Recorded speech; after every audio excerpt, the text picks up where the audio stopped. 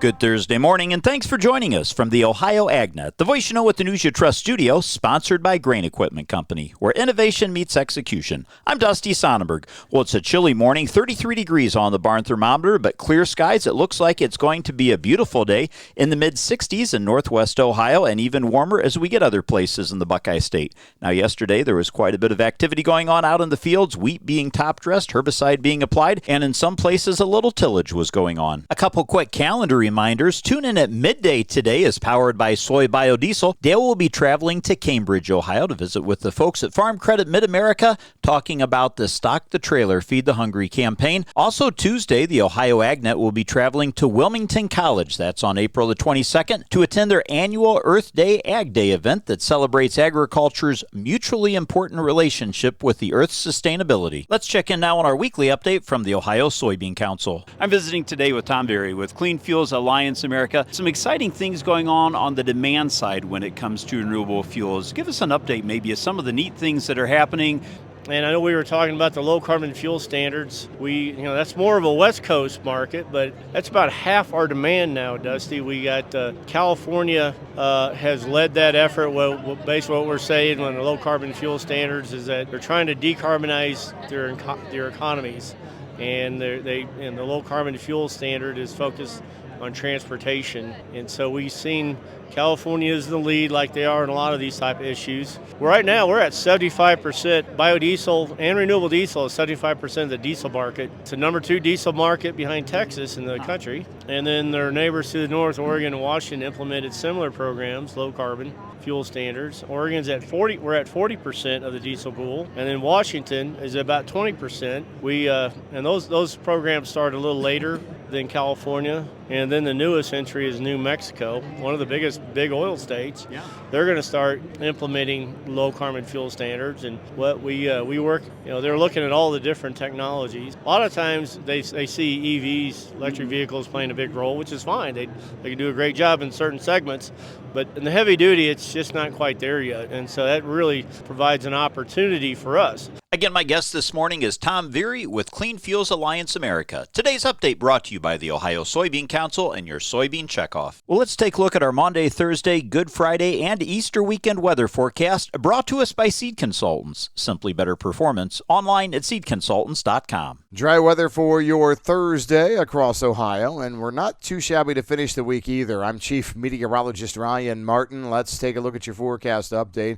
For today and tomorrow, we miss out on most precipitation. The active setup is going to stay a little bit farther to our west, so I think I'm going to deliver to you partly sunny skies each day with good temperatures near normal to slightly above normal. Overnight tomorrow night into Saturday, rain develops. I think we're going to be dealing with scattered showers all the way through Saturday. And unfortunately now we're going to have to put a little bit of moisture in for Easter Sunday. We've got a warm front lifting through. Bigger moisture sets up to our west across Illinois and Indiana, but I think we have to allow for some scattered showers here. So for Saturday and early Sunday, midday Sunday, I think we're going to pencil in anywhere from a quarter to 3/4 of an inch coverage at 90% of the Buckeye State.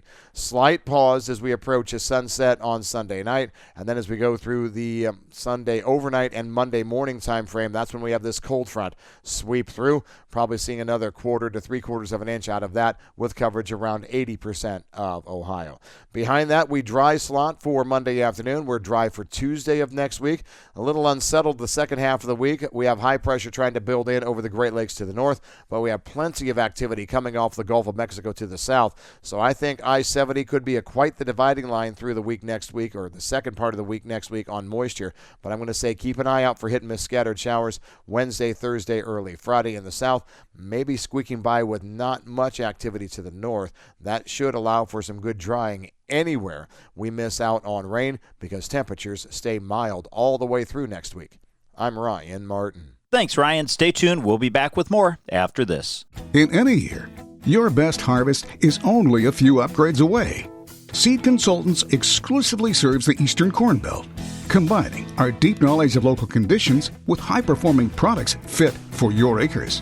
Most importantly, our customized services put our products and your business in a position to succeed. We help you start with better to grow your best. Visit seedconsultants.com to learn why our products and services are simply better. Taking a look at your agricultural headlines, fertilizer prices making news as we find 3 fertilizer prices had notable increases. Now, 3 fertilizers had a sizable increase compared to last month. According to DTN's survey, UAN 32 was 10% higher compared to last month. That nitrogen fertilizer averaged $439 a ton. Both UAN 28 and potash were 5% more expensive compared to last month. UAN 28's average price was $373 a ton, while potash was $467 a ton. Now, the remaining 5 fertilizers in the survey had slightly higher prices. DAP had an average retail price of $777 a ton. MAP came in at $822 a ton, while urea was at $572 a ton, and 1034O was at $655 a ton, rounded out by anhydrous that came in at $780 a ton. Now, if you break all that down on a price per pound unit nitrogen basis, the average urea price was 62 cents per pound unit nitrogen, anhydrous ammonia was 48 cents a pound, UAN 28 was 67 cents a pound unit nitrogen, and UAN 32 was 69 cents a pound unit nitrogen. Now, 3 fertilizers are now higher in price also compared to where they were a year ago. 1034O is 2% more expensive than last year, UAN 28 is 3% higher, and UAN 32 is 5% more expensive looking back to this time in 2024. The remaining 5 fertilizers are lower. MAP is down 1%, and both DAP and anhydrous are 2% lower, while urea is 3% less expensive, and potash is actually 9% lower compared to it was this time a year ago. In other agricultural headlines, the USDA must release billions of dollars to farmers, nonprofit groups, and others funded under the Inflation Reduction Act, a federal judge ruled. USDA, EPA, the Departments of Energy, Interior, and Housing and Urban Development are enjoined from freezing, halting, or even pausing funds that, quote, has already been awarded under the Inflation Reduction Act or the Infrastructure Investment and Jobs Act. The agencies were ordered to immediately resume processing, disbursement, and payment of funding under the 2 laws. Now, U.S. District Judge Mary McElroy, that's a Trump appointee in the U.S. District Court of Rhode Island, handed down the preliminary injunction against the federal departments stemming from a lawsuit from a collection of conservation and nonprofit groups. McElroy wrote the Trump administration can implement its agenda, but cannot pull federal funding granted under the past administration from a law passed by Congress.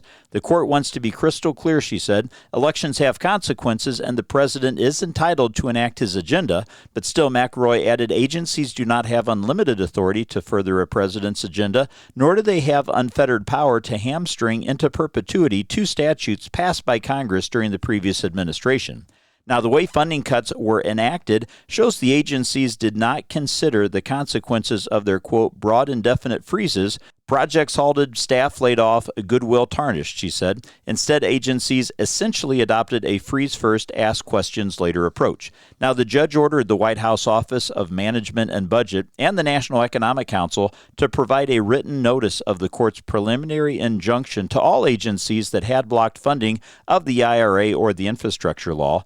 The agencies are also ordered to provide a notice of preliminary injunction to all grantees that may have been awarded funds under the 2 acts. McElroy also ordered agencies to provide an update on their status by the end of business yesterday. The Trump administration put a freeze on all federal spending related to the Inflation Reduction Act. Other reports have cited that renewable energy grants at EPA and the Department of Energy have halted to communities around the country. Now, USDA received $19.5 billion for conservation programs in the Inflation Reduction Act for, quote, climate-smart practices that support soil health, reduce greenhouse gas emissions, or sequester carbon in the soil, and that funding has been part of a tug and pull in the Farm Bill debate. EQIP under the law was supposed to have $8.45 billion. The law included $4.9 billion for the Regional Conservation Partnership Program and grants for public-private partnerships for large-scale conservation projects. Another $3.5 billion went to the Conservation Stewardship Program, or CSP. That's an easement program. It got $1.4 billion, and NRCS got $1 billion for technical assistance. Now, Ag Secretary Brooke Rollins announced back in February that the USDA was is releasing approximately $20 million in conservation contracts, a small share of the dollars from the contracts that farmers have signed in the past 2 years as the Biden administration boosted conservation funding tied to climate-smart agriculture. USDA under the Biden administration moved to sign as many contracts as they could with producers to get the funds out the door. A cost share essentially pays back the farmer after the contract work is done, often in different phases. USDA also received another $13.5 billion for renewable energy under the Inflation Reduction Act. USDA had announced late in March the department was releasing funds from those energy programs, such as the Rural Energy for America program, or the REAP program, Empowering Rural America, the new ERA, and Powering Affordable Clean Energy, or the PACE program. In 2023, the Biden administration spent $850 million in the Inflation Reduction Act funds to sign farmers up under the EQIP program, the Conservation Stewardship Program, and the Agriculture Conservation Easement Program, and the Regional Conservation Partnerships Program.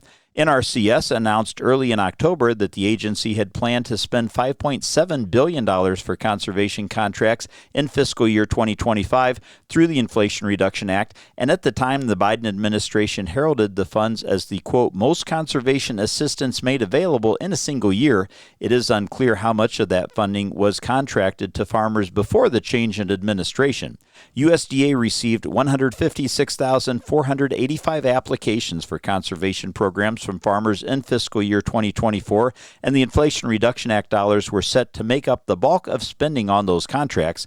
USDA had announced 92 RCPP contracts last year worth $1.5 billion, and that RCPP generally funds projects that include multiple partners and agencies and are meant to scale up conservation practices in areas such as large watersheds. USDA did not immediately respond to questions about whether the administration will comply with the court order or appeal their decision. Let's take a look at what's impacting our markets. Today's market analysis is brought to you by the Louis Dreyfus Company. Excited to be building the newest state-of-the-art soybean crush facility in Upper Sandusky, Ohio. Phone 574-566-2113 for information on soybean marketing to LDC. Here's Ryan Martin. Grain markets finished Wednesday on a mostly higher note. It was a lower volume trading day, so we just didn't really see a whole lot of super exciting activity. But, when all was said and done, we actually carved out an okay trading day, I guess, all things considered. Now, as you take a look at the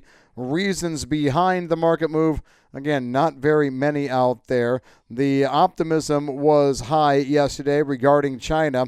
The hopes are that the U.S. will carve out a exemption or something for the U.S. ag exports on Chinese-made or owned vessels under USTR 301, and that China can find ways to work with the U.S. to hold trade talks. China has indicated so far that it is conditionally open to trade talks if the Trump administration respects China by U.S. cabinet members and advisors stepping down their harsh rhetoric. So stop saying mean things, everyone. That's China's official response. So we'll see. It fueled some optimism in the marketplace yesterday. Weekly ethanol production fell to 298 million gallons, down from 300 the prior week. For the production was in line with the seasonal averages and affirms that the WASDE probably is going to be right at 5.5 billion bushels. U.S. ethanol stocks fell again, 1.126 billion gallons, with Americans using 8.46 million barrels of gasoline per day. The USDA and government will be open Friday while the Good Friday holiday is in force. Algeria purchased 600,000 metric tons of Eastern European and Ukraine wheat in an overnight tender, while Jordan was still tendering. Tunisia also came forward with a new wheat tender. There's also talk that Spain secured another 2 to 3 cargoes of U.S. Gulf corn for May and June. Mexico was asking for corn out of the U.S. Gulf for July and August. So all those trade rumors really got the market excited as well. Maybe we're going to be navigating this trade landscape a little easier than initially thought. I'm Ryan Martin. Thanks, Ryan. Let's take a look at how the market's closed, brought to us by Seed Consultants. Simply better performance, online at seedconsultants.com. Well, May corn closed up 3 cents and December corn was up 2.5. May soybeans closed up 2 3/4 cents, while November soybeans were up 4.5. And May Kansas City wheat closed up 5 cents. May Chicago wheat was up 5 3/4, and May Minneapolis wheat closed up 2.5 cents. Taking a look at the overnight trade, May corn is down 1 1/4 at $4.83. December new crop down down a quarter penny at $4.66.5. May soybeans are currently unchanged at $10.38 with November new crop beans down a half penny at $10.33 and wheat for July trading up a penny and a quarter, $5.62 At the close, live cattle, lean hogs, and feeder cattle were all trading higher. Thanks for joining us and have a great day, everyone. You're listening to the Ohio AgNet.